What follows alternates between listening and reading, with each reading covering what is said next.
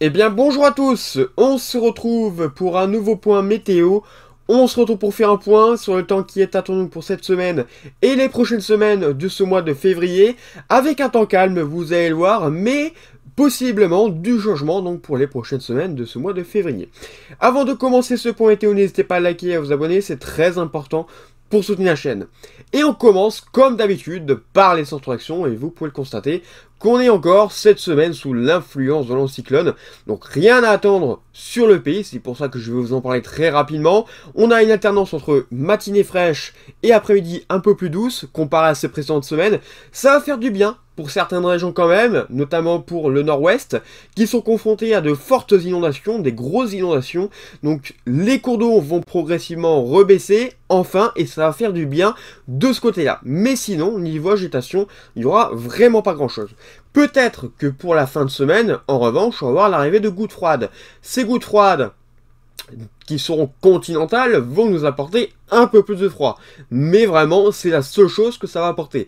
Peut-être limite un peu plus de nuages, donc ça va légèrement enlever une partie du soleil, mais vraiment sinon ça va rester plutôt calme. Ces gouttes froides ne vont pas donner énormément de précipitations venant du coup du continent, hein, donc vraiment du côté de la Russie, donc à part du froid, cela ne va rien nous apporter.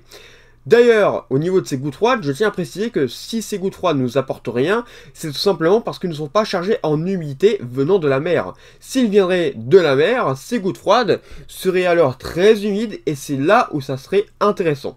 Donc évidemment, comme ces gouttes froides circulent dans les terres, les précipitations sont quasiment affaiblies, voire inexistantes. La seule chose que ces gouttes froides vont nous apporter sur le pays en venant de l'Est, c'est du froid, parce que oui, on va avoir pas mal de froid qui va arriver sur le pays lié à ces gouttes froides.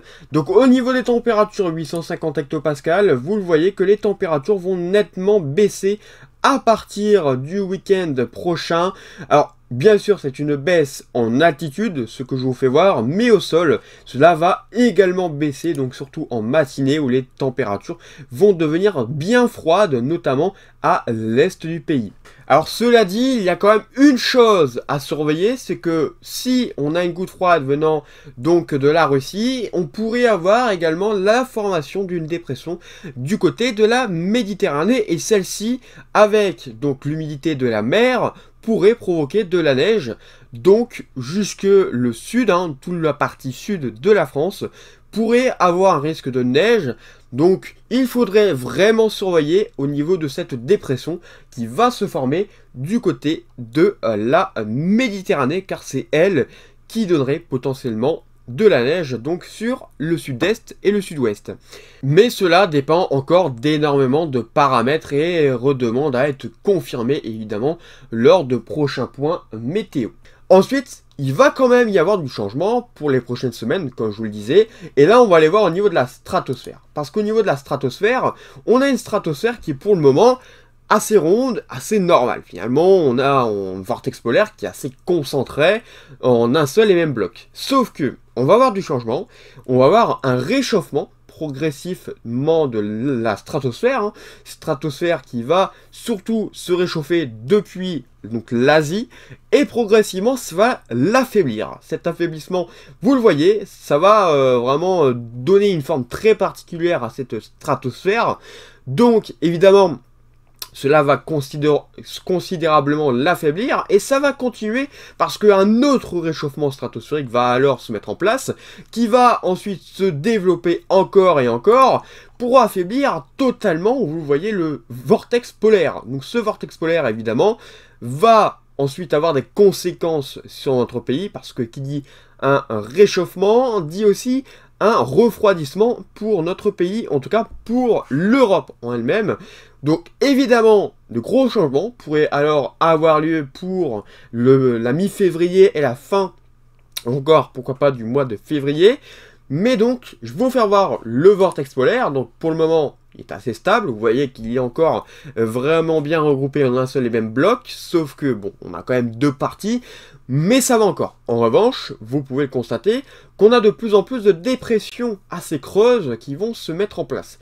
Cela signifie qu'on a vraiment cet affaiblissement qui se fait, hein, lié au réchauffement de la stratosphère, et ça, vous le voyez, ça nous apporte vraiment pas de temps très agité, on a toujours une situation vraiment très peu organisée, on n'a pas de zonal, même si on en a un qui circule au niveau de l'Atlantique, mais vous voyez qu'il est quand même assez mou. Mais par contre, pour nous, hein, et l'Europe, on a donc plus de chances d'avoir des dépressions qui arrivent depuis le continent, donc beaucoup plus de froid, potentiellement, pourquoi pas, un peu plus de possibilités d'avoir de la neige, sachant si on a donc des dépressions qui arrivent depuis l'Atlantique et qui se mélangent donc à ce vortex polaire très froid du côté de la Russie. Ce mélange pourrait donner un peu plus de neige et c'est là où ça deviendrait un peu plus intéressant au niveau du temps pour la France.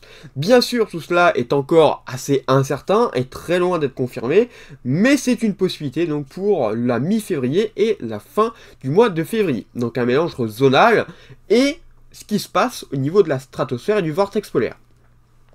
Donc, si on revient un peu plus au niveau de notre pays, on constate qu'on a ces gouttes froides hein, qui continuent à arriver et on voit qu'on n'a vraiment plus du tout ce violet très constitué du côté donc des États-Unis et du Groenland. On voit que vraiment ça s'éparpille un petit peu partout, mais vous voyez que ça descend quand même progressivement vers notre pays et ça descend, ça descend, ça descend avec une masse d'air très froide. Oui voilà, une masse d'air vraiment très froide, c'est ce que je vous dis. On a cet affaiblissement et donc les températures les plus froides vont se concentrer entre la Russie et l'Europe. La France, bon, c'est encore assez loin pour en savoir plus, mais en tout cas, ce n'est vraiment pas loin de notre pays, ça se rapproche, voilà, très nettement. Mais voilà, il faudra vraiment voir encore dans les prochaines semaines ce que ça va donner. Ça se trouve, on n'aura pas forcément grand-chose pour notre pays, un peu plus pourquoi pas pour l'Europe. Mais il faudra en reparler, et tout aussi dépend des dépressions qui vont arriver depuis l'Atlantique, si ça va vraiment donner une situation intéressante au niveau de la neige.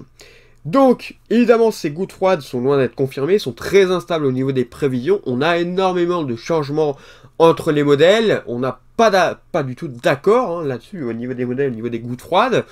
Donc, évidemment, situation très incertaine, on ne peut pas dire à l'heure actuelle telle ou telle situation, ça dépend évidemment de ces gouttes froides, comme je vous ai dit.